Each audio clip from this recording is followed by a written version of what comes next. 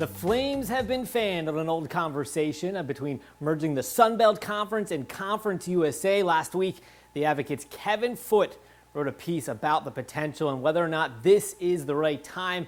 So tonight, he's our latest guest in our Mic'd Up series. Kevin, I appreciate you coming on tonight. First of all, thank you very much for giving us something to talk about for at least a week or two. But on a serious note, this is an old conversation. It's been going on for years. Kind of run through the history quick on this discussion between merging these two leagues. Well, the Cajuns, back in the early 90s were in the Big West, and they were hoping to be in other leagues. And ever since then, there are people that have wanted them in Conference USA or a different conference. And so there's always been these discussions about it. And then, when Western and Middle and FAU and FIU weren't that long ago, they were in the Sun Belt, and so they left. And so a lot of UL fans wanted to leave with them, and it just didn't happen. A lot of those reasons were the Cajuns weren't in the quote-unquote big TV markets. And even though no one in Miami cares about FAU or FIU, supposedly they could claim the TV market in Miami. But I think everyone now realizes that's not the solution either. And so now we've got all these conferences 1,500 and 1,700 miles apart, and they're in the same conference, and it's craziness. You fired up a lot of people with that article last week. What's been the most maybe unexpected response you've gotten from someone? Well, just some people, they get all offended. I'm not trying to offend any school. Some schools, I call it elitist, like certain schools are lower form of human beings than other schools and that kind of stuff. And look, if you don't want to be in the same conference as someone, that's fine. But can you really say that it makes sense for some of these schools to be in the same conference? It's hard for me to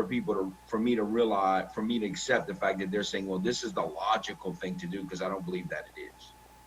Is it safe to call you a proponent of this, of merging the two leagues?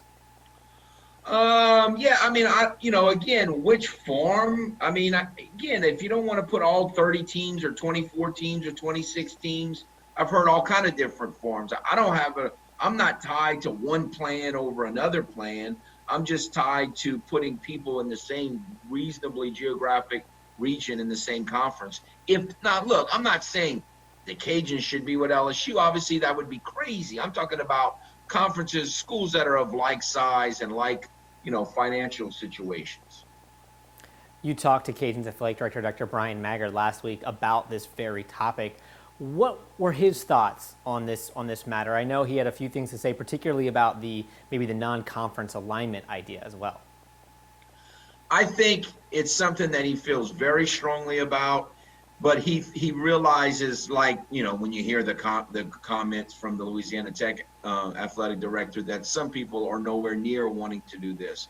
I think UTEP wants no part of New Mexico State. It's kind of like, my whole feeling is some of these schools, I understand they were trying to eliminate the quote unquote competition or the access to their league, but to me, we're at the time now, at least for the next couple of years and for the foreseeable future, where that can become your ally instead of being your enemy. But I think he's hoping that it's just they can at least get some sort of alliance to where they can have reasonable non-conference opponents that make sense, and that they're more easily attainable to get those opponents than they are now. I do think this is an interesting topic. I've said for a long time, I think we're on the verge of a major shift in college football in terms of the Power 5 conferences, the Group of 5, and a major shift. I think obviously this pandemic could certainly be the kick in the butt that it needs. You kind of seem to feel that way, that this is the moment. This is maybe the last chance this could happen. This is all about finances in your mind? Well, it's about, I call it the luxury of pettiness. Certain people just don't like other people. Certain people like the rivalry, and I'm all for a good sports hatred rivalry, but I don't think because of the pandemic, we no longer have the luxury of pettiness, or at least that's what I'm suggesting. Obviously, some people disagree with that, but yeah, I think it's about rivalries and money. And I think in this case, it's not only do you save money, but I think you can create rivalries. One of the things that I think UL athletic department, with all the progress that it's made, I grew up in this town, I've lived here my whole life, and the rivalries in the 70s and 80s and even the 90s were bigger, I think, than they are now. And so I think that's a secondary reason. Right now we're talking about finances, but I think building more regional rivalries is a good second goal for this. What did you make of Louisiana Tech athletic director speaking so strongly against this idea? Well, again, I think it's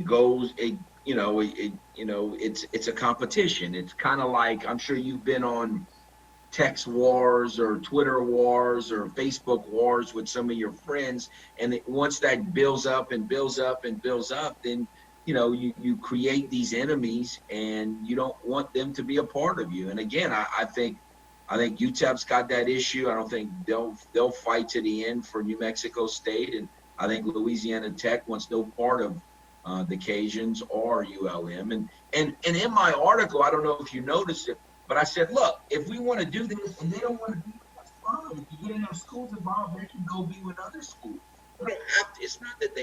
It's not so important. It's not about the Cajuns being in the same conference as Louisiana Tech. That's not the end goal. The end goal is to have conferences where you're not 15, 16, 1,700 miles apart and you're in the same conference. That's just crazy.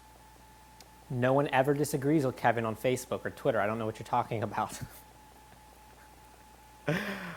Now, the Tech AD, he flat out said that there's no conversation at all in Conference USA about anything like this. Do you believe him? No, I got to believe there's some conversation amongst some of the schools. Like, I've reached out to a handful of them and I haven't gotten any kind of response that they would be doing an interview, but I can't believe all of them, like the UABs and the Southern Misses of the world. I got to believe they would be more interested in this than a UTEP or a Louisiana Tech. But again, I haven't spoken to them, so I don't know. That's my perception, but I don't really know.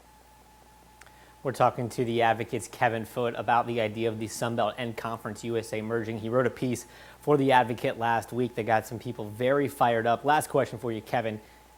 Do you think this could actually happen in the next several years? I don't, not in anywhere near the form that I presented or like other people like the writer in Biloxi presented, because I think there are 3 or 4 or 5 schools that are going to just fight it to the end. But I'm hoping we can have some modified version of this within the next 4 or 5 years. And like you kind of suggested, if there's really going to be this great breaking apart of the Power 5 and the Group of 5, it seemed like there's strength in numbers rather than trying to be separate here. And I don't know, maybe I'm missing the boat there, but it seemed like the strength in numbers issue they're really being short-sighted about that, looking forward 10 and 15 years down the road. He's Kevin Foote of the Advocate. I appreciate you coming on and talk to us tonight, Kevin. No problem. Thank you, sir.